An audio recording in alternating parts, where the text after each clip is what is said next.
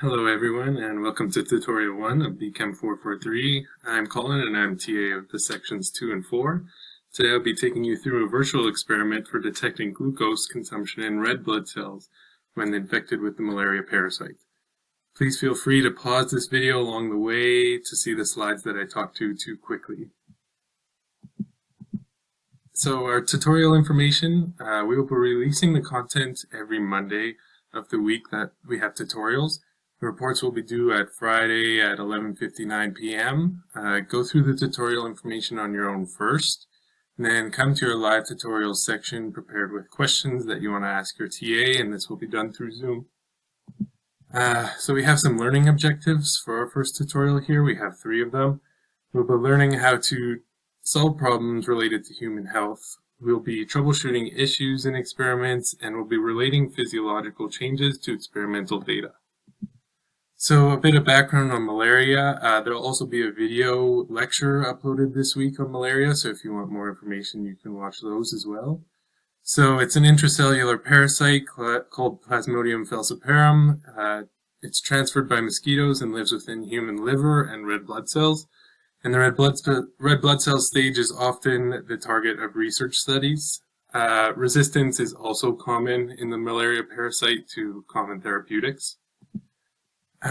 So what we're looking at today is the glucose consumption as a source of energy of Plasmodium within the red blood cells. Glucose enters the red blood cell, is transported into the parasite cytoplasm, and utilized by glycolysis and the pentose phosphate pathway in order to replicate rapidly within human cells. So we have a hypothesis that's twofold for this experiment because we're going to be looking at it in 2 different ways. We'll be looking at the glucose consumption by the parasite, and we'll also be looking at the possibility of new treatments. Our hypothesis, we will be first looking at Plasmodium infection and causing a deviation from normal glucose consumption in red blood cells. Secondly, we will be using this consumption change as an indicator for testing effectiveness of new antimalarial treatments. So to do that, today we'll be using enzyme assays. So we'll be using them in 2 forms, a glucometer and a 96-well plate absorbance assay.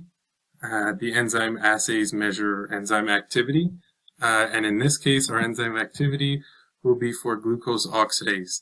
So to track the consumption of glucose, we will be using the glucose oxidase enzyme assay. It oxidizes glucose into hydrogen peroxide and gluconolactone with an FAD cofactor for the enzyme. The mechanism for the enzymatic reaction is pictured on the slide above. The FAD cofactor is very important.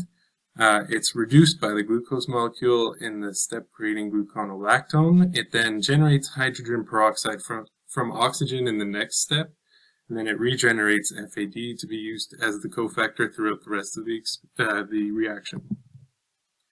So this reaction by glucometers uses the peroxidase enzyme for detecting how much hydrogen peroxide is being produced.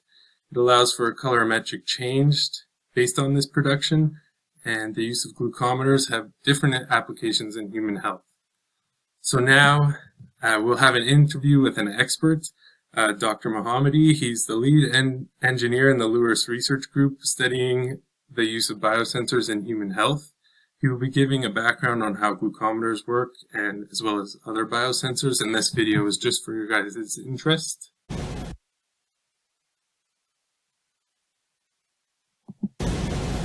My name is Mehdi Mohammadi, a postdoctoral researcher and lead engineer at Lewis Research Group at University of Calgary. Different type of biosensor have been developed over last 20 years, from optical sensor, physical sensor, and electrochemical sensor. And today I want to briefly talk about electrochemical sensor, which divided in 4 main groups for detection: amperiometric, voltammetric, potentiometric, and impedometric measurement. And so the current glucometer in the market is based on the enzyme-based glucometer that's basically categorized in amperiometric. and divided in three main groups. The first group that has a glucose oxide on the strip, and the glucose oxide oxidizes the glucose and yield to gluconic acid and hydrogen peroxide. So measurement of the hydrogen peroxide indicate the level of glucose in blood or urine. And the second group use a redox mediator like ferricin, which interact to glucose oxide and increase the ion current and the sensitivity of the sensor. The third group actually has engineered enzyme and nanostructure electrode coated with a nanocarbon tube combined with the glucose oxide to increase the level of the sensitivity and the specificity of the sensor. But mainly the commercial glucometer in the market is categorized in group 1 and group 2. Also, there are some non-invasive electrodes that working with sweat, tears, and saliva in the market.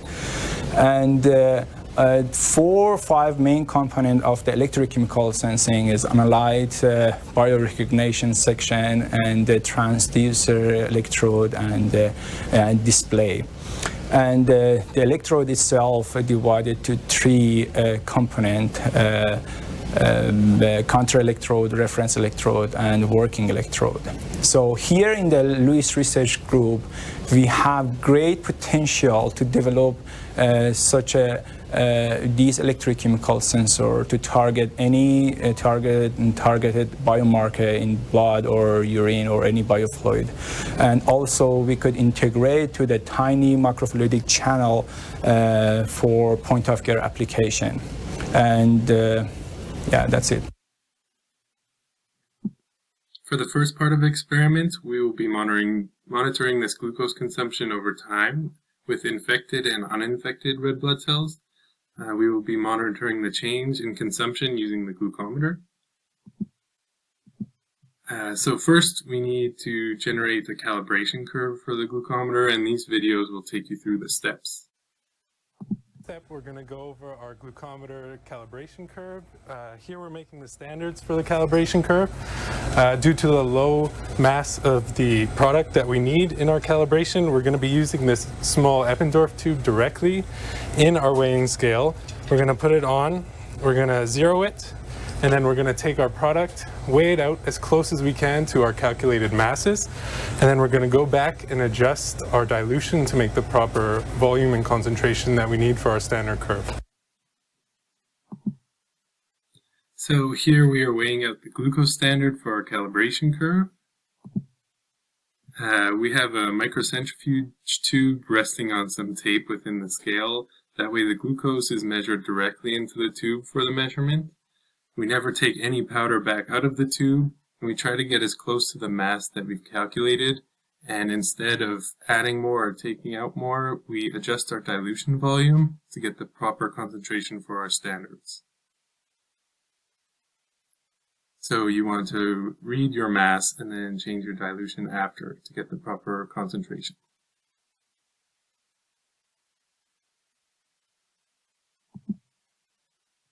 So at this point, we're going to read our glucose concentrations with the glucometer. Once again, we need to go through our standard curve with the glucometer first before we get into our infected and uninfected cells. So what we're going to do is take our P20 pipette, get a small amount of our dilution, then we're going to place a dot on a sheet of parafilm so it forms a nice round ball for us to actually use. Here's our glucometer. What we're going to do is place the test strip onto the ball, and then the glucometer will give us our reading, and then from here we're going to make our standard curve and compare it to our uninfected and infected red blood cells. So first, this data here is given to you in the Excel sheet on T2L, so you don't have to copy it off this slide, just work directly off the Excel sheet. So why do we make a calibration curve? our glucometers are meant to read glucose in human blood, not in media. So we need a calibration curve to get an accurate measurement of glucose in media. We have 4 replicates of our curve measurements, and you will need to take the average of these and compare it to the known standard concentrations.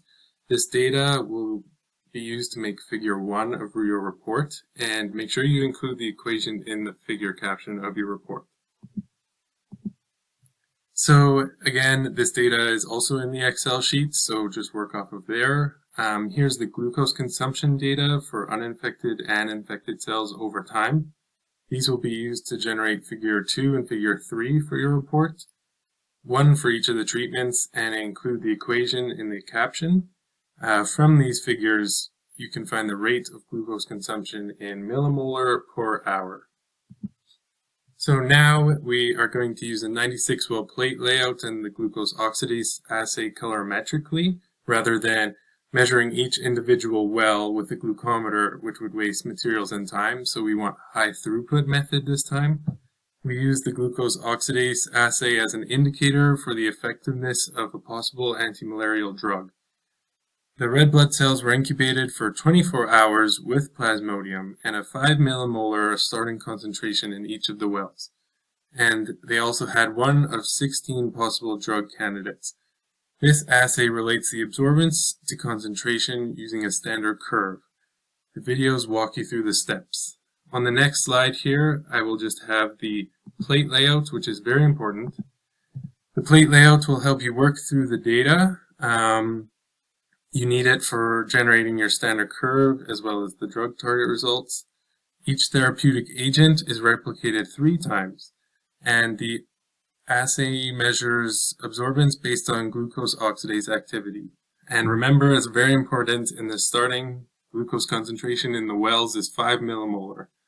Our positive control has infected red blood cells. Our negative control has uninfected red blood cells. And our standard curve is replicated 3 times, and the concentrations are shown on the screen. So these videos will just walk you through the steps. So now we're going to do a high throughput method to test for our therapeutic agents and whether we get the results that we're expecting for infected red blood cells. So now we would take our samples of interest, load them into our wells. At this point, they have a standard glucose concentration that we know in the media. What we're looking for is a change in this glucose concentration. In our plate here, to be read, we have 3 replicates of our positive infection control, 3 replicates of our negative infection control, and the standard curve using the same standards that we made up for our glucose measurements using the glucometer. All the other wells are filled with infected red blood cells with a known glucose concentration that we will be adding a new therapeutic agent to and testing for the new glucose concentration that we see in the wells.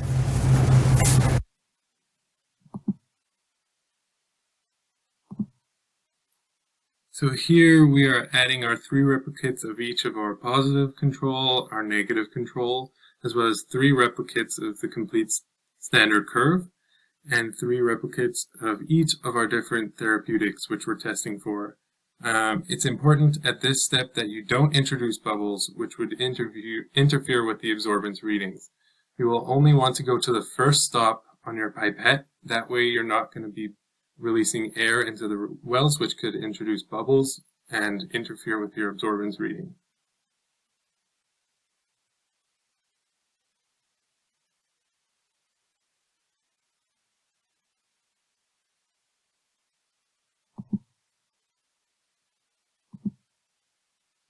Here, after you've done all your hard work, you want to remember to label your plate. Make sure you do this so that nobody throws it away when you're in the lab, losing all your hard work.